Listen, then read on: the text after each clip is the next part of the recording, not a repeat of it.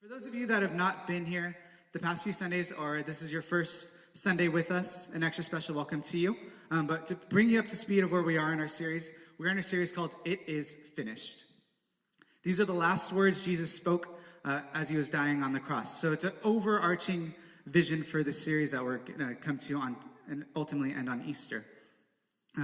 Our overarching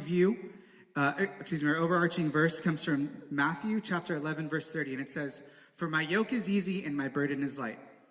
So what that basically means is, if you live a life with me, Jesus, your life's going to be a lot better because I'm going to be able to help you along the way. So through our series, we've been able to apply a couple verses, a couple meanings from the verses that we've been pulling, and how to better our relationship with Jesus. So today, I'm going to invite you into 3 ways to draw closer to Jesus through some decisions. Sound good? Right on. So join me as I pray and we'll continue. Jesus, thank you for today. Thank you for the worship, Father, that you were able to bring us into this place. God, I pray that my word lands on good soil, God. And God, that you just give me the words to speak. God, no one has time to waste on a Sunday, so would we utilize these next 30 minutes together, Father. In your name, and everybody said? Amen. For those of you that don't know, I've been married, actually this month will be 5 years of marriage. 5 years. Those applauds go to my wife, not me.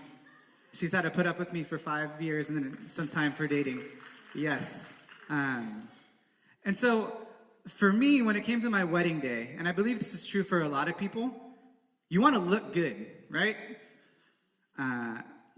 So for me, I chose to somehow look good on my wedding day, if you know what I'm saying. So for me, I wanted to be in the absolute best shape possible for my wedding day. I knew it was going to be a tough decision because here's the lifestyle that I lived. I like to eat a lot.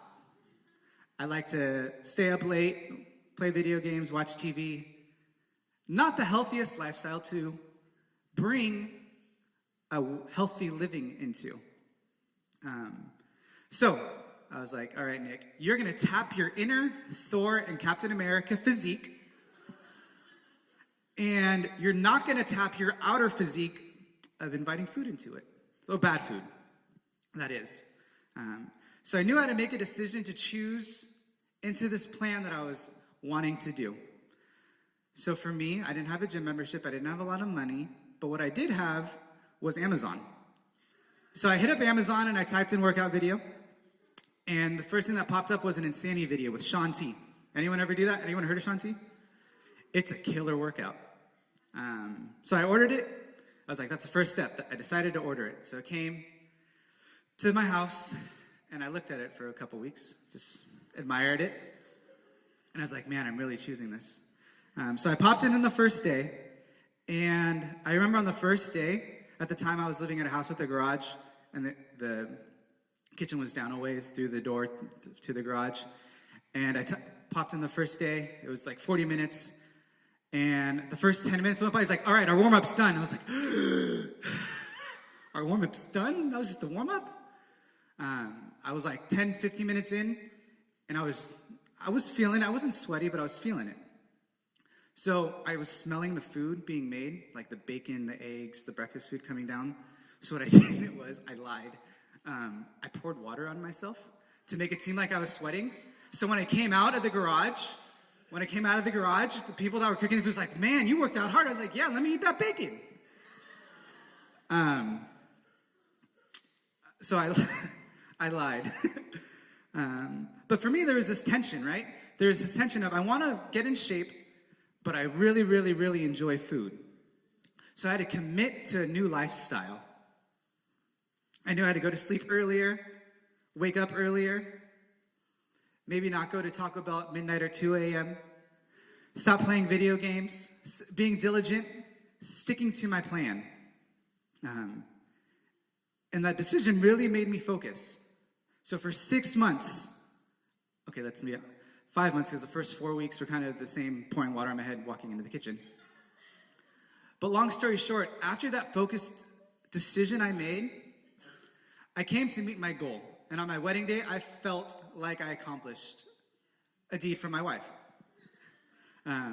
I even remember going back to my tuxedo rental place and getting resized, because they said like you should get resized like a couple weeks before your wedding in case you lose weight or whatever. And when I was like, no, I'm not gonna lose weight. Obviously not, because when I went there to get resized, the guy's like, why are you here? I was like, I'm getting resized for my tux. He's like, okay, and he pulls out my file, he pulls out his measuring tape, and it's, yeah, you do need to get remeasured. So I was like, nice, yes, I did it. I made the decision to let the bad things out of my life no longer have a hold on me. And I believe saying yes to that decision is the same invitation Jesus has for us. To continue on from Pastor John's message last week, he talked about how we respond to Jesus' love. And so today, I want to take that one step further. And how do we respond with the decisions we make to not let the lies run our life? With that, I want to give us three decisions of how we can dive deeper into the decisions we make with Jesus when we're feeling pressured and when we're in these times of crucial decisions. So to get us up to speed of where we are in our text, we're in the book of John, chapter 19, and we're basically in the final days of Jesus' life. To this point, Pastor John has brought us to Jesus getting arrested, Jesus being presented to Pilate, who is the judge, and we'll dive into him a little bit. And this is kind of last moments he's interacting with his disciples. So we'll pick it up in John chapter 9, verses 1 through 4. Then Pilate took Jesus and had him flogged. The soldiers twisted together a crown of thorns and put it on his head. They clothed him in a purple robe. Verse 3, and went up to him again and again, saying, Hail, King of Jews! And they slapped him in the face.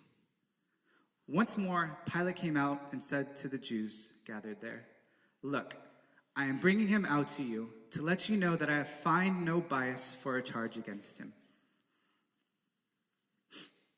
Thanks, Pastor. That's a great verse for me to pick up there. I got to dive all this out. So before we dive into the text, I want to identify three people Jesus is interacting with here. First is Pilate, and we'll get to him very deeply in a little bit. The second is the soldiers, and the third one is the Jewish people. So to give some idea of what the interaction's looking like between these three people and Jesus. With Pilate, he's the governor, he's the judge of the area. So Jesus has been arrested and presented to Pilate. So Pilate's job is to decide what to do with Jesus in this moment. People are calling for his crucifixion, but Pilate is saying, no, we're going to flog him. So to give some idea what that is imagine a whip with some claws on it, similar to Wolverine or Freddy Krueger or Edward Scissorhands, and he's getting whipped in the back with it, and it digs into his back and rips. They're not gently like, oh, let me pull this off. They're ripping it off his back. So it's said that, well, I got to start off with this. This is just great. It says that if he gets whipped 40 times, he will die. Anyone who gets flogged 40 times will die. So Pilate does him a favor and only does it 39 times. The second people we're looking at is the soldiers. They're in a place of feeling power. They're feeling some sort of identity in their power. They believe they have power over Jesus because they arrested him and brought him to Pilate. They're like, I'm better than you because I have this power to lock you up. So that's what their mindset is. And then they go on to also put on a purple-colored robe on him, which in the time, purple meant royalty. So they're mocking him in that instance. And then they braid a crown of thorns, similar to a crown that you would get at Burger King, but instead, it has thorns in him and they're jabbing into his head. Major difference. They are mocking him. And then finally, there's the Jewish people. The Jewish people want to punish Jesus. Why, you ask? Because the reason why they believe Jesus should be crucified is because he committed a law. He broke the law. The law that he broke was committing blasphemy. And so those of you that aren't familiar with the word blasphemy, what it means is claiming that you're claiming that you're God. And we all know in this room, in some capacity, that we understand that Jesus is the Son of God. But in this context, the Jewish people don't believe that. They believe that the Messiah, the coming Son of God, is going to be something different. So like, how dare you, Jesus, claim that you're the Son of God? So they're feeling this power that they're held to the Roman law, the laws that are around them.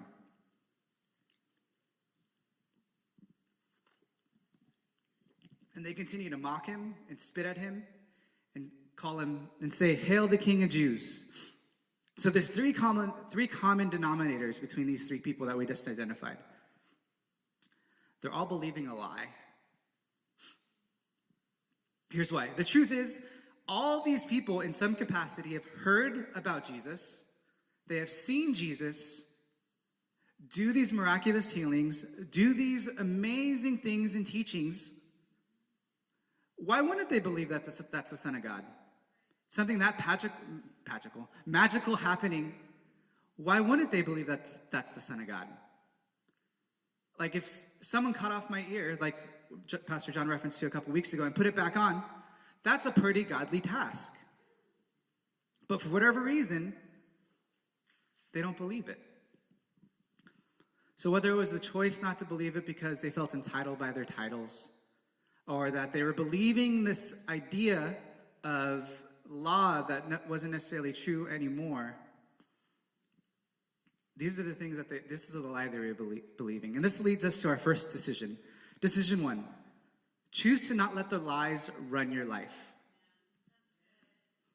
In our life, there's lies that are all around us, right? That society wants us to believe. For some of us, it may be how many followers we can get on Instagram or any social media outlet. For some of us, it may be how many likes I can get on this one video or photo, right? We're identifying with that stuff gives us a title. It gives us entitlement. Or maybe it's like, how much money can I put in my bank account to make me look good so I can buy anything I want, right? So there's these lies that society wants us to believe that makes us something good.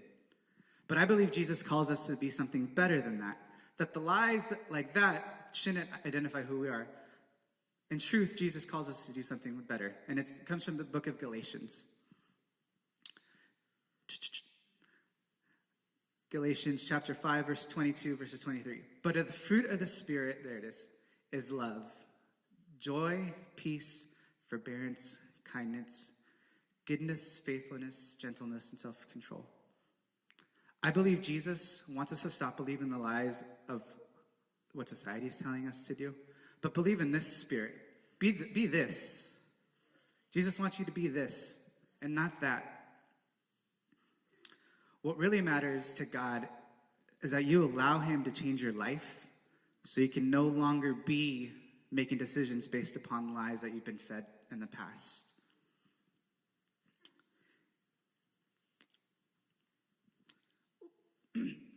We'll continue on with Pilate now in verse 5. If you can get that, please. Thank you. You ask and you shall receive. Boom.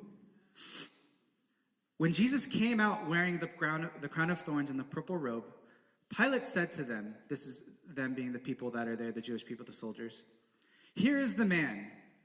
As soon as the chief priests and their officials saw him, they said, "Crucify, crucify." But Pilate answered, "You take him and crucify him? As for me, I find no bias for a charge against him."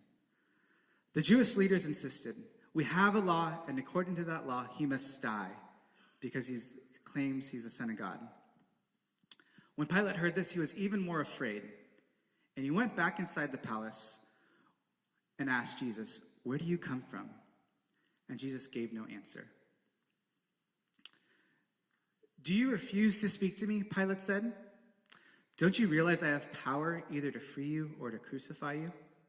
So here's where we dive deeper into Pilate. I said we get to him in a little bit, so here we are. So Pilate, to give you some idea of who he is, he's the judge. He's the judge of the area where Jesus was arrested. So he'd be the modern day district attorney to the area of Rohnert Park, Sonoma County. That's how it would work. So Pilate sees nothing wrong with what happened with Jesus. Pilate had to try to have a dialogue with Jesus, and he hasn't committed a crime that deserves crucifying. So what Pilate does is try to appease the people that are calling for this by flogging him, by torturing him, basically bringing him to the point of almost death.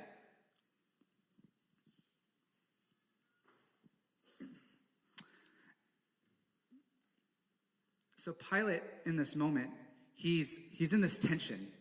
He's in this tension of, do I go with what's right in my heart, or do I go with what the pressure around me is telling me to do? Because in his heart, he believes Jesus really doesn't deserve any of this. But what society's telling him to do is, no, do it. Because he's a liar.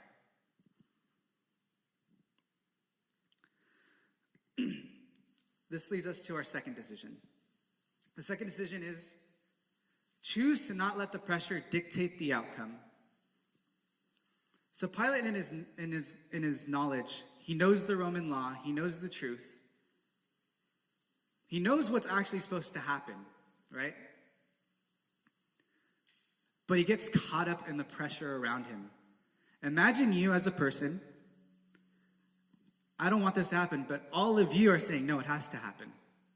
That's what he's faced against. He's faced against this reality that, you know what, I don't want to be on this lonely island by myself. And we'll learn in a little bit why that's the case.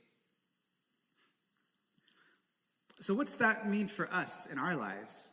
I think each of us serve it and identify an important role. Some of us are fathers, some of us are mothers, brothers, sisters, students, boyfriend, girlfriend, what have you, right? We all identify with something in some way.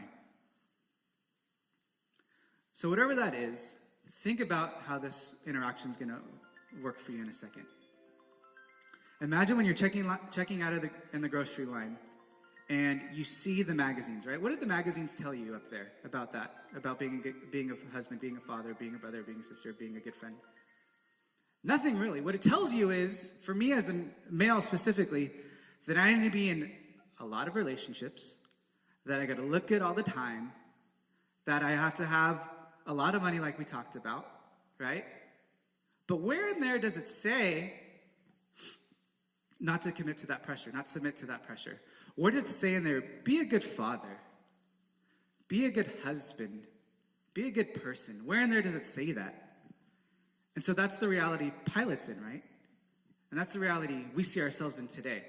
That society around us is wanting us to do something, but in reality, our heart makes us want to do something else.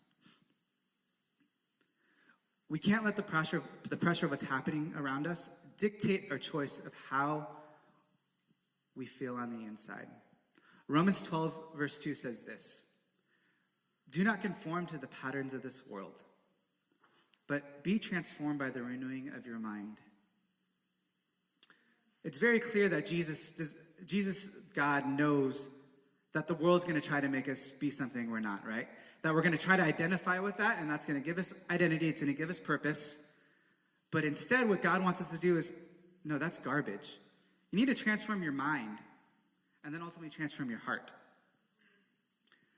And I think this tension that we live in the world today, through our sinful desires that we have on our heart, because let's be honest, we're sinful people, right? That's why Jesus died on the cross.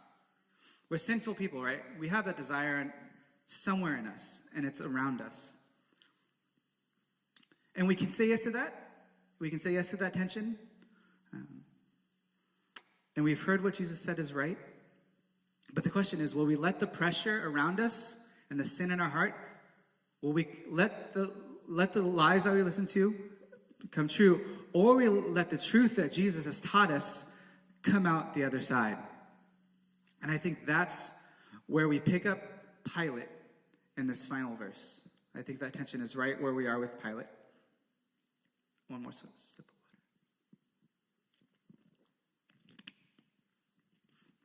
Picking it up in verse 10. Do you refuse to speak to me, Pilate said? Don't you realize I have power either to free you or to crucify you? Jesus answered, you would have no power over me if it were not given to you from above. Therefore, the one who handed me over to you is guilty of a greater sin. Verse 12, from then on, Pilate tried to set Jesus free, But the Jewish leaders kept shouting, "If you let this man go, you are no friend of Caesar. Anyone who claims to be a king opposes Caesar." So in the Nick Living Translation verbiage of this verse, what Pilate is saying is, do you know who I am? I'm kind of a big deal. I have the power to let you go. I really do. Like, I'm in that place of authority. Right? He's like, I can set you free. I can continue to beat you, bring you to close to death, or I can set you free. I can crucify you, or I can set you free. I can continue to have you arrested, or I can set you free. That's the dialogue Pilate is having with Jesus. And Pilate knows he's in that place of authority. And we'll get to a verse in a second that stuck out there, what Jesus responded. But to give a little more context of where Pilate is in this situation, they talk about anyone who opposes Caesar is no friend of Caesar. Caesar's like the boss of this area. He would be the governor of California.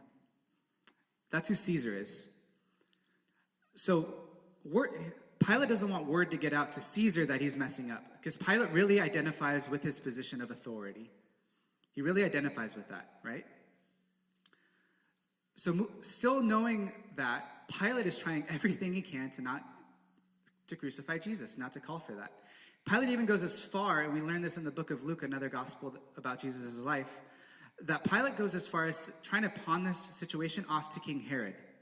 Because Jesus came from the Nazareth, where King Herod had jurisdiction over. He's like, you know what, this isn't really my responsibility.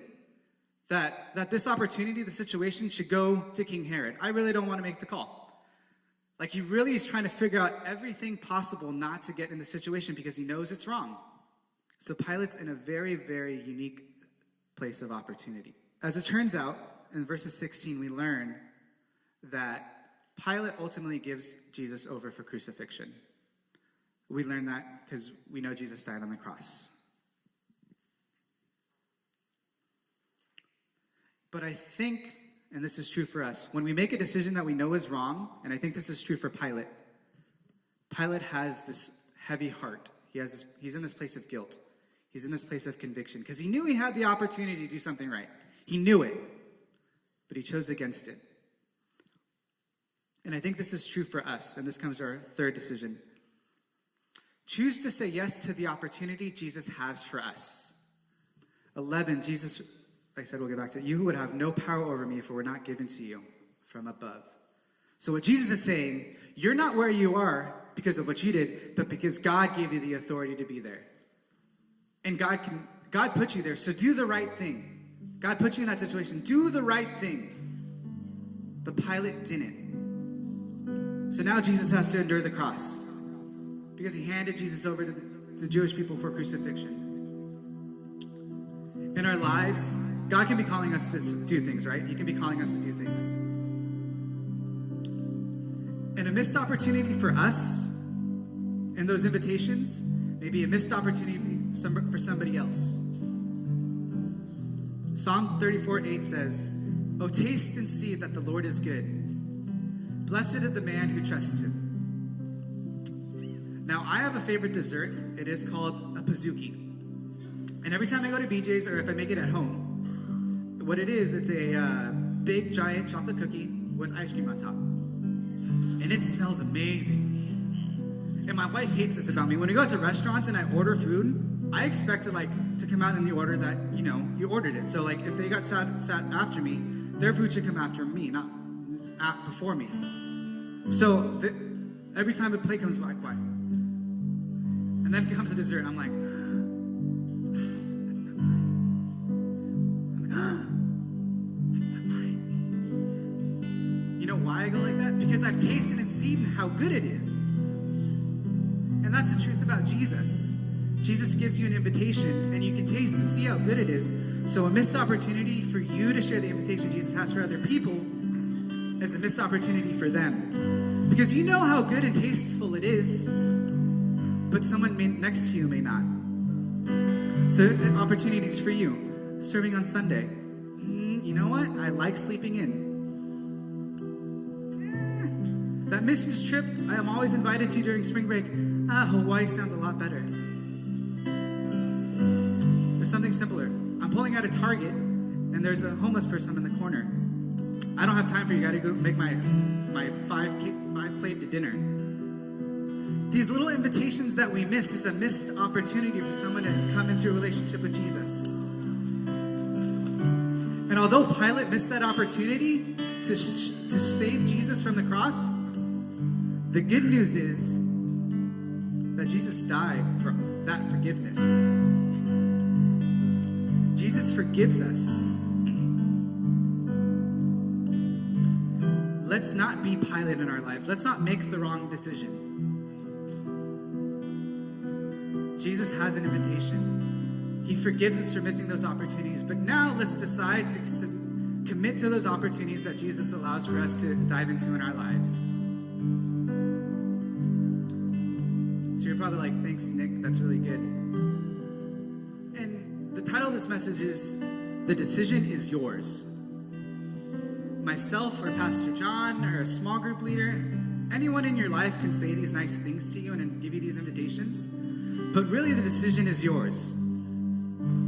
You can choose to let the lies run your life. You can choose to let society and the pressure influence you. You can choose to not say yes to opportunities. But I believe Jesus calls you to something bigger. I believe he calls you to not let those lies run your life. He calls you to not let the pressures dictate the outcome. And he calls you to say yes to the opportunities Jesus has in your life.